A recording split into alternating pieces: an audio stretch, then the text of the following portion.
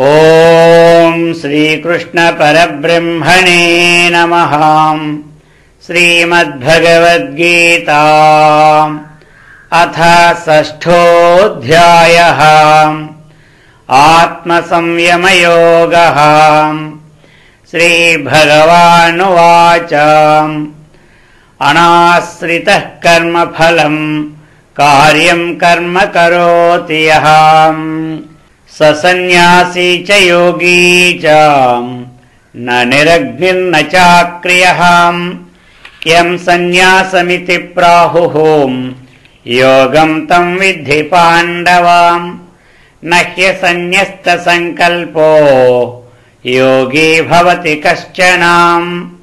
आरुरुक्षोर्मुनेर्योगम् कर्मकारणमुच्यते।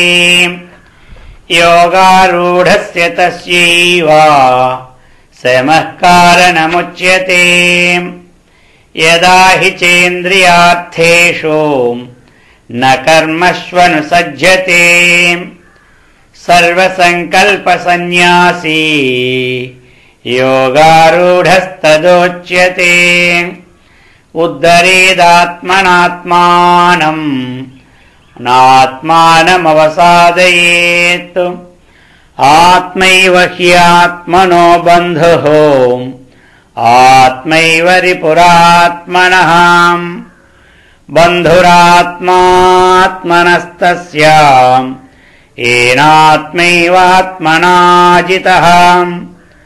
अनात्मवस्तु शत्रुत्वे वर्तेतात्मैव शत्रुवत्। जितात्मनः प्रशान्तस्य परमात्मा समाहितः। शीतोष्णसुखदुःखेषु तथा मानावमानयोः ज्ञानविज्ञानतृप्तात्मा कूटस्थो विजितेन्द्रियः। युक्त इत्युच्यते योगी समलोष्टाश्मकाञ्चनः। सुहृन्मित्रार्युदासीनाम् मध्यस्थद्वेष्य बन्धुषु। साधुष्वपि च पापेषु समबुद्धिर्विशिष्यते। योगी युञ्जीत सततम् आत्मानं रहसि स्थितः। एकाकीयत चित्तात्मा निराशीरपरिग्रहः। शुचौ देशे प्रतिष्ठाप्याम् स्थिरमासनमात्मनः।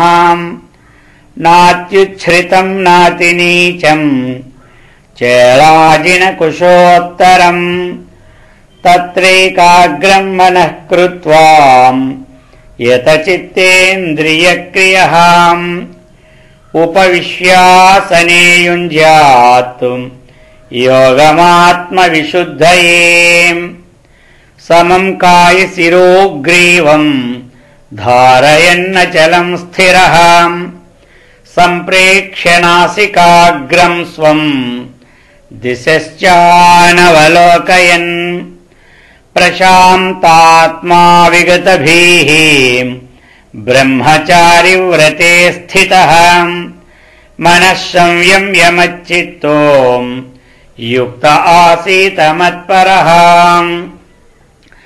युञ्जन्नेवं सदात्मानं योगी नियतमानसः। शान्तिं निर्वाणपरमां मत्संस्थामधिगच्छति। नात्यस्नतस्तु योगोऽस्ति न चैकान्तमनश्नतः।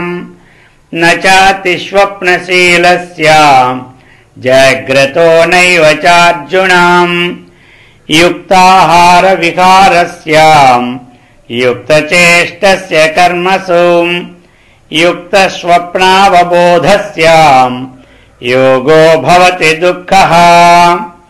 यदा विनियतं चित्तम् आत्मन्येवावतिष्ठते।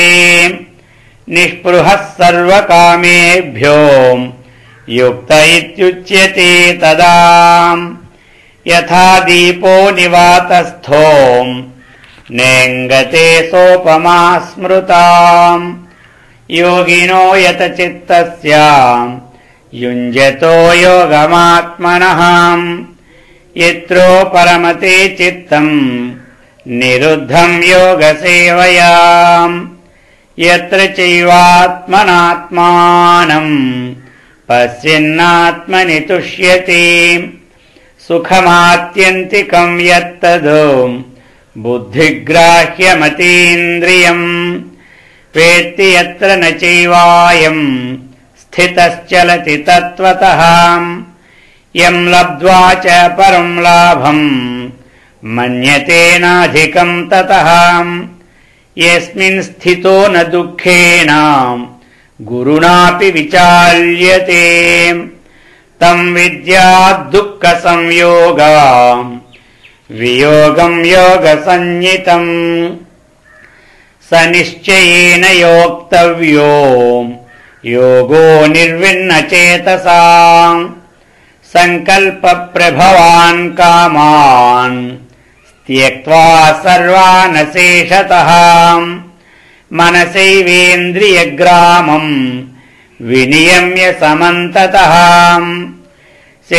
शनैरुपरमेद् बुद्ध्या धृतिगृहीतया आत्मसंस्थं मनः कृत्वा न किञ्चिदपि चिन्तयेत् यतो यतो निश्चरति मनश्चञ्चलमस्थिरम् ततस्ततो नियम्यैतद् आत्मन्येव वशं नयेत् प्रशान्तमनसं ह्येनं योगिनं सुखमुत्तमम् उपैति शान्तरजसम् ब्रह्मभूतमकल्मषम् युञ्जन्नेवं सदात्मानम् योगी विगतकल्मषः सुखेन ब्रह्म संस्पर्शम् अत्यन्तं सुखमश्नुते सर्वभूतस्थमात्मानम् सर्वभूतानि चात्मनि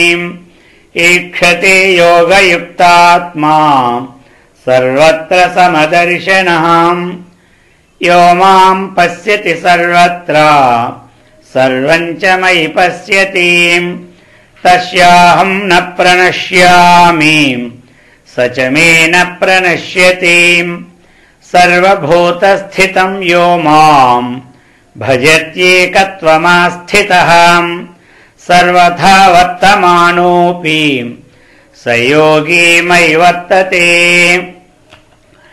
आत्मौपम्येन सर्वत्र समं पश्यति योऽर्जुना सुखं वा यदि वा दुःखं स योगी परमो मतः अर्जुन उवाच योऽयं योगस्त्वया प्रोक्तः साम्येन मधुसूदन एतस्याहं न पश्यामि चञ्चलत्वात् स्थितिं स्थिराम् चञ्चलं हि मनः कृष्णां प्रमाथि बलवदृढम् तस्याहं निग्रहं मन्ये वायोरिव सुदुष्करम् श्रीभगवानुवाच असंशयं महाबाहो मनो दुर्निग्रहं चलम् अभ्यासेन तु कौन्तेय वैराग्येन च गृह्यते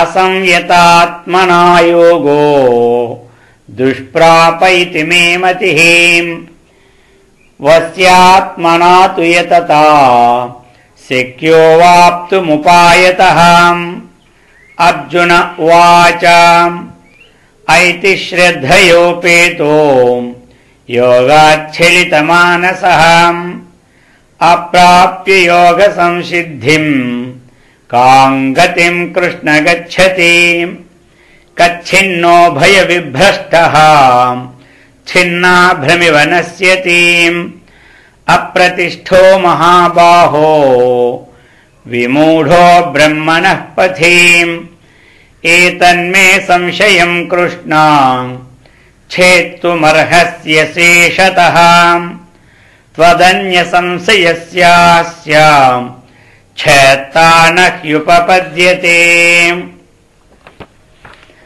श्रीभगवानुवाच पार्थ नैवेह नामुत्र विनाशस्तस्य विद्यते।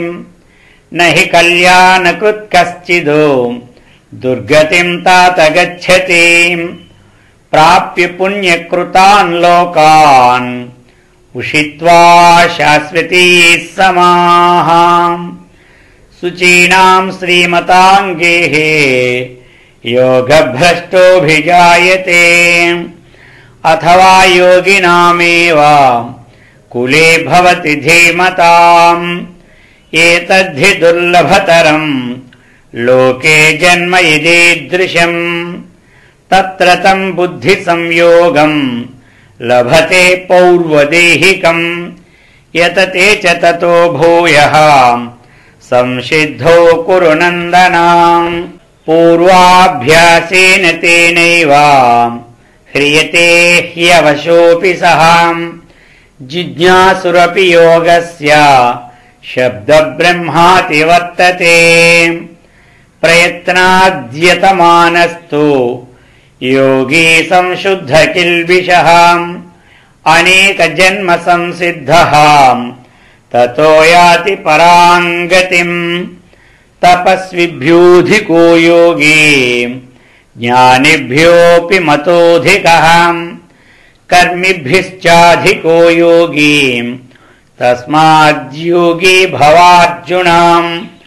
योगिनामपि सर्वेषाम् मद्गतेनान्तरात्मनाम्। श्रद्धावान् भजते यो माम् समे युक्ततमो मतः। इति श्रीमद्भगवद्गीतासूपनिषत्सु ब्रह्मविद्यायां योगशास्त्रे श्रीकृष्णार्जुनसंवादे आत्मसंयमयोगो नाम षष्ठोऽध्यायः।